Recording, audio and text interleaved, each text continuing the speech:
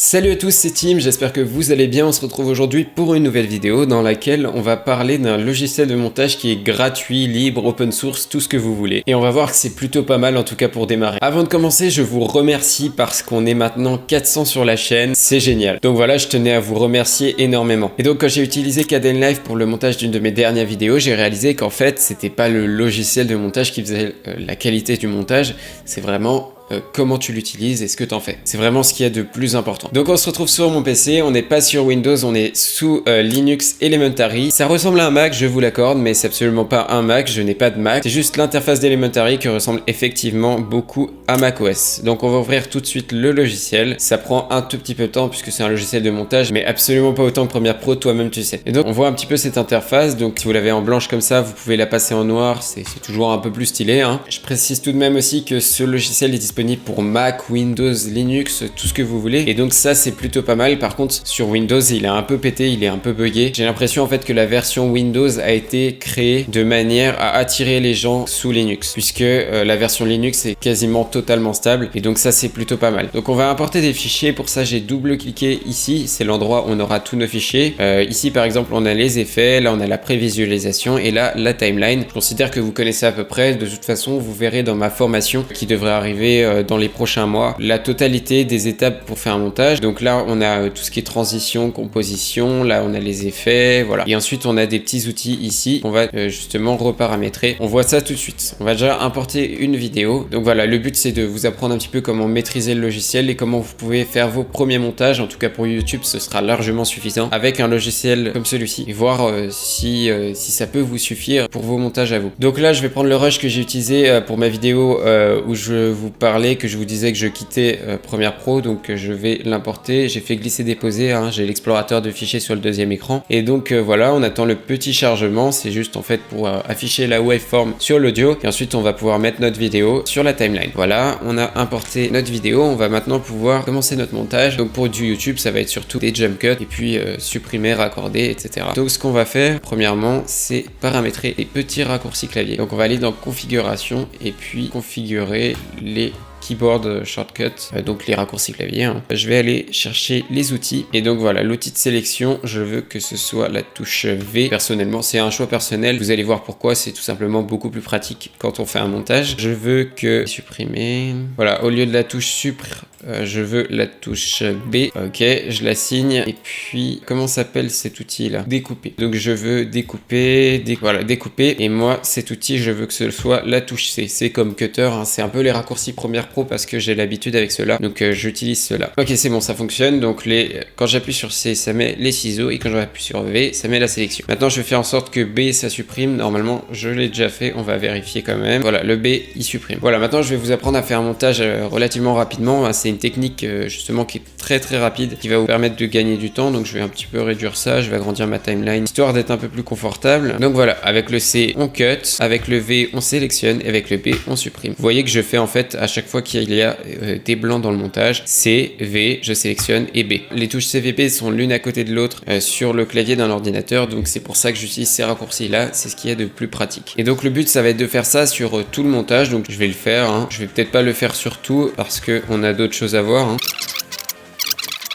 CTRL Z pour effacer une erreur, hein, bien sûr. Vous voyez que ça va extrêmement vite, hein. J'enlève en fait tous les endroits qui me plaisent pas, hein. Je peux vous parler en même temps, même ça ne me dérange pas vu que je ne suis absolument pas concentré. Vous pouvez même écouter de la musique. C'est pas, on va dire que c'est pas la partie la plus plaisante, mais comme ça demande pas beaucoup de concentration, on peut faire autre chose en même temps en fait. Donc là je me suis loupé, j'ai supprimé ce qui est à côté. Là j'ai fait beaucoup trop de cuts, donc on peut zoomer avec CTRL et la molette de la souris. Et donc voilà, B, j'efface ce qui ne me plaît pas. Après il va falloir relire la vidéo, effacer les endroits où je me répète, mais c'est la même chose, on appuie sur B et ça efface. Et là vous allez me dire il y a des blancs entre chaque vidéo, des espaces où il n'y aura pas de vidéo justement. Et donc pour enlever ces espaces on va utiliser tout simplement l'outil qui est juste ici.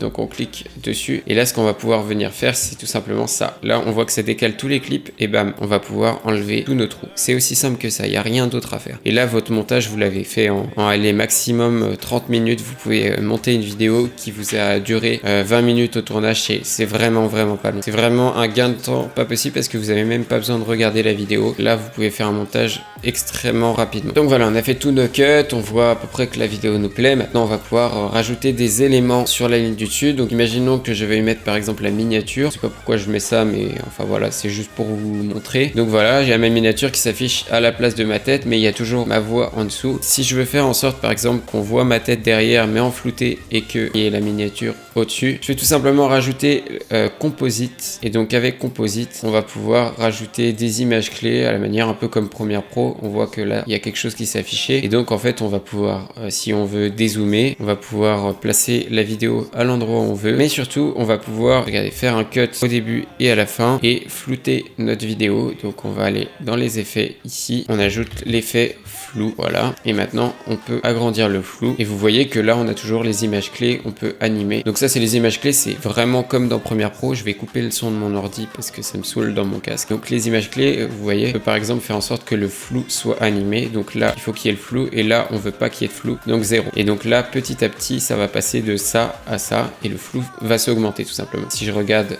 le résultat, je pense que j'ai encore fait une bêtise. Non, j'ai pas fait de bêtise. Voilà, si je regarde le résultat, vous voyez que la vidéo s'est floutée petit à petit. Elle n'est pas devenue floue tout de suite. Vous voyez un petit peu. Donc il y a bien sûr plein de choses à faire. C'est extrêmement simple. Par exemple, si je veux animer l'apparition de cette image, on va pouvoir créer une image clé pour la taille. Donc là, je veux que l'arrivée, elle se fasse ici et que ici, ce ne soit pas encore arrivé. Donc pour arriver, je vais faire un zoom. C'est-à-dire qu'au départ, ça va être à 0, donc à 0. Et à l'arrivée, ça va être à 100%. Donc là, on voit que ça fait tout simplement un zoom. Je ne sais pas pourquoi ça n'a pas marché. On va recommencer. Ok, bon, il faut le faire manuellement. On peut pas descendre en dessous de 1. C'est pas bien grave. Et donc là, ça arrive en zoomant. C'est pas incroyable ce que je viens de faire parce que déjà ça reste pas centré. Donc si je veux que ça reste centré, j'ai tout simplement à déplacer au milieu. Comme ça, ça revient au centre et voilà, ça grandit en restant centré. Et donc c'est moins pratique que sur Premiere Pro, mais comme vous le voyez, on peut absolument tout faire comme Premiere Pro. Et pour quelqu'un qui maîtrise le logiciel Premiere Pro, ce sera absolument pas dur de faire du montage là-dessus. En sachant qu'il y a énormément de possibilités, il y a plein d'effets, il y a plein de modifications. Et c'est vraiment un logiciel un peu comme les logiciels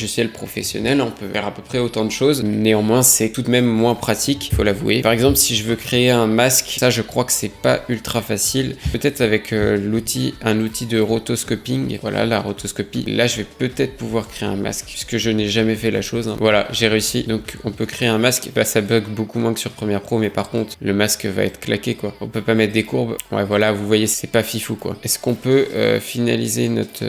voilà, avec un clic droit, et voilà, on a pu créer un masque. On peut inverser le masque, bien sûr. Ok, donc on peut faire des masques. C'est une bonne surprise, c'est pas mal. Par contre, ils sont pas très arrondis, quoi. Ah si, peut-être en courbe. Non, c'est pas ça. Ouais, si, on peut les arrondir en plus. Je raconte des bêtises, on peut les arrondir. Bah là, j'ai animé le masque, j'ai même pas fait exprès, mais enfin, c'est pas très grave. On peut faire, par exemple, pour les arrondir, c'est si on sélectionne notre effet. Vous voyez, je suis absolument pas un professionnel sur ce logiciel, mais ça m'empêche pas de faire des choses. Voilà, on peut arrondir en faisant comme ça. Donc si, il y a quand même pas mal de possibilités, même au niveau des masques. Je ne pensais pas que c'était possible. Donc voilà, là on peut ajouter un contour progressif. On peut passe-plume, je sais pas du tout ce que c'est. Si quelqu'un sait ce que ça fait, bah ça se trouve c'est aussi un contour progressif. Non, même pas du tout. Je sais pas du tout ce que c'est. Donc si quelqu'un sait, n'hésitez pas à le dire en commentaire. Donc en conclusion, ce logiciel il est génial pour du YouTube. Vous pourrez faire absolument tout ce dont vous avez besoin. C'est juste pour les effets spéciaux un petit peu plus poussés que vous aurez du mal à faire ces choses-là. Il n'y a pas d'environnement VFX. C'est un peu le même problème que par exemple Filmora Pro. Sauf que là on est sur un logiciel qui est gratuit totalement et qui est disponible sous Windows, Linux et Mac. Par exemple, je suis sous Linux et Linux est beaucoup plus stable et ça bug beaucoup moins que Windows. Et ça, c'est un énorme avantage à Kdenlive. Et rien que pour vous prouver qu'il est fait